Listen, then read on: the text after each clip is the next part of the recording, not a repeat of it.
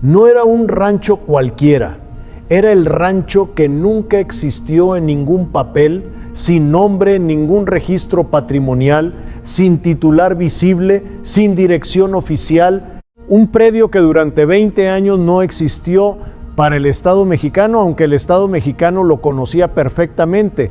Esta semana Harfuch lo encontró y lo que había dentro no es el pasado, es el presente. Escucha bien ese detalle, porque lo que se encontró en la cámara subterránea de ese rancho no son documentos de los años de Calderón, no son registros de una red que se desmanteló cuando García Luna fue arrestado en Dallas en diciembre de 2019. Los registros llegan hasta 2022. 3 años después de que el superpolicía estaba en una celda en Brooklyn, 3 años después de que el sistema oficial declaró que la red había caído con él, no había caído, seguía cobrando. Pero antes de entrar a lo que Harfuch encontró, hay que entender de quién era ese rancho. Y eso requiere entender a Genaro García Luna con la precisión que el caso merece. García Luna no fue un policía corrupto. Esa descripción es demasiado pequeña para lo que construyó. García Luna fue el arquitecto de un sistema, el diseñador de una maquinaria que durante 12 años usó las instituciones del Estado mexicano como brazo operativo del cártel de Sinaloa, con uniformes oficiales, con placas reales, con presupuesto federal, con condecoraciones de la DEA, del FBI, de la Interpol, el superpolicía, el zar de la seguridad, el hombre que durante 6 años de la llamada guerra contra el narco declaró en cada conferencia de prensa que estaban ganando mientras recibía maletas de dinero del Chapo. Jesús Rey Zambada lo declaró bajo juramento en Nueva York. 5 millones de dólares entregados personalmente en una casa de seguridad en Pedregal de San Ángel, detrás de una pared falsa, en un lavadero de coches en Guadalajara, en un restaurante francés frente a la Embajada de Estados Unidos, con la naturalidad de quien cobra una comisión por trabajo bien hecho, y el trabajo era el siguiente: la Policía Federal de García Luna escoltaba los cargamentos de cocaína del Sinaloa. Sus agentes usaban uniformes y placas para proteger los embarques. Sus unidades de inteligencia filtraban información que el Chapo usaba para atacar a sus rivales. Y la guerra contra el narco, esa guerra que bañó de sangre al país y que dejó entre 60 y 80 mil muertos en 6 años, no era una guerra contra todos los cárteles, era una guerra selectiva. Los que caían eran los enemigos del Sinaloa. Los que sobrevivían eran sus aliados. Arturo Beltrán Leiva, rival del Sinaloa, muerto.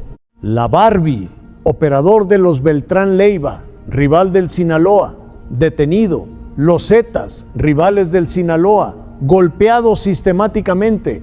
Tony Tormenta, del Cártel del Golfo, rival del Sinaloa, muerto. El Chapo Guzmán del Sinaloa, prófugo durante todo el sexenio. El Mayo Zambada del Sinaloa, nunca capturado, nunca tocado. No fue un accidente, fue el resultado. El jurado de Nueva York lo entendió. El 21 de febrero de 2023, culpable en todos los cargos. El 16 de octubre de 2024, 38 años de prisión. El juez Kogan le dijo antes de leer la sentencia que tenía la misma mente nublada que el Chapo. 2 hombres que durante años se necesitaron mutuamente, ahora separados por metros de concreto en el mismo complejo de máxima seguridad en Colorado. Pero el juicio de Nueva York condenó al individuo, no al sistema. Y el sistema siguió funcionando después de que el individuo fue a la cárcel. Eso es exactamente lo que el rancho de esta semana confirma con evidencia primaria. La propiedad no aparece en ninguna declaración patrimonial oficial de García Luna. Nunca fue parte de los activos decomisados después de su arresto en 2019. Nunca fue investigada formalmente porque nadie con la voluntad de buscarla tenía también los documentos para catearla. Nadie hasta esta semana. Harfuch llegó con ambas cosas. Lo que los georradares detectaron bajo el piso de la estructura principal no era una bóveda improvisada. Era una cámara construida con materiales específicamente diseñados para resistir la detección con equipos convencionales. Ingeniería de ocultamiento profesional. El tipo de infraestructura que no se construye para guardar dinero de emergencia. Se construye para guardar lo que no puede perderse bajo ninguna circunstancia. Y lo que había adentro no eran solo activos, era el archivo. Los investigadores lo describen informalmente como la nómina, un registro de pagos con estructura, con categorías, con una lógica que se vuelve clara en cuanto empiezas a leerlo en conjunto. Nombres, cargos, montos, fechas, no nombres de capos del Sinaloa cuyos vínculos con García Luna ya están documentados en el juicio de Nueva York, nombres de políticos, de funcionarios, de personas con escudo de la República en el bolsillo. Los investigadores identifican 3 categorías en el registro. La primera la llaman plaza. Son los pagos regulares a quienes tenían autoridad sobre territorios geográficos específicos, gobernadores, secretarios de seguridad estatales, procuradores locales, personas cuya cooperación o cuya inacción garantizaba que el Sinaloa operara en esa entidad sin interferencia real, pagos mensuales predecibles, como una cuota de franquicia. La segunda categoría la llaman decisión. Son pagos por acto específico. Una investigación que se cerraba, un proceso judicial que no avanzaba, una extradición que no procedía, una propiedad que nadie iba a catear. No era un sueldo, era una comisión. Y esas fechas, según las fuentes cercanas a la investigación, coinciden con decisiones institucionales concretas que en su momento tuvieron explicaciones oficiales muy diferentes. La tercera categoría la llaman red, son los intermediarios, las personas que hacían fluir el dinero entre el cártel y los beneficiarios políticos sin que ninguno de los dos extremos necesitara conocerse directamente.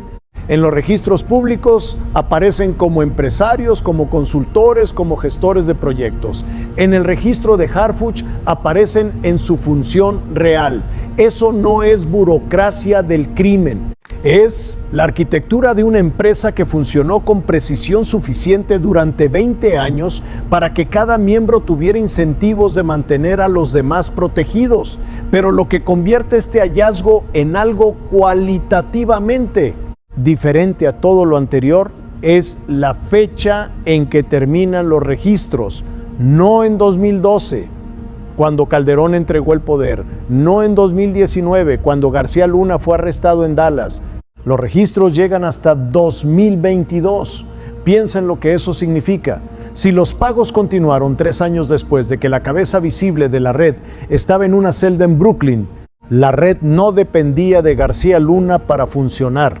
Los mecanismos de distribución estaban lo suficientemente institucionalizados como para seguir operando solos.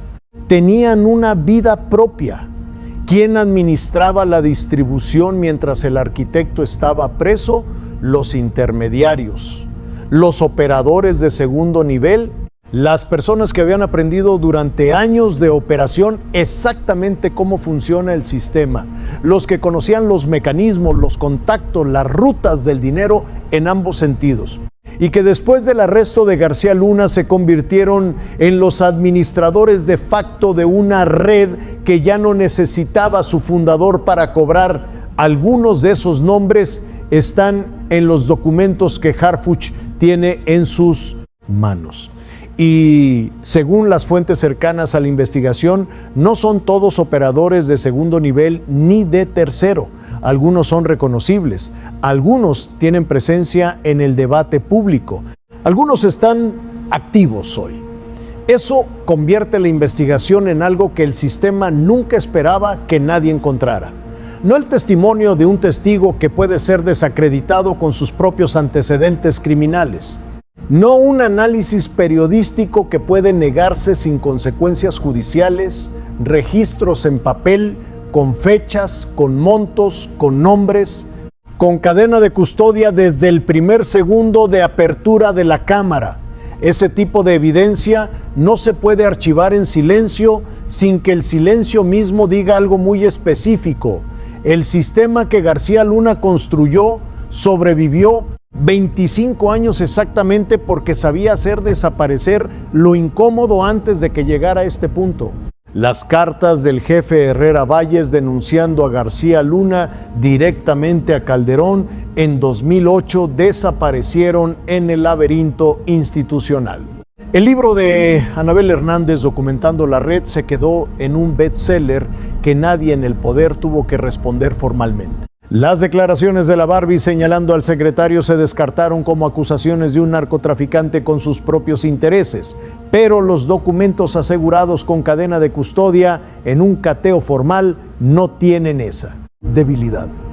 Tienen la que tiene toda la evidencia en manos del sistema mexicano, la voluntad institucional de usarla. Y esa es la pregunta que define todo lo que viene. Porque si los documentos son lo que las fuentes describen, los que tienen nombres en esa nómina, ya lo saben. En este momento están evaluando sus opciones, llamando a sus abogados, calculando si es mejor salir al frente o esperar a ver qué tan sólida es la evidencia.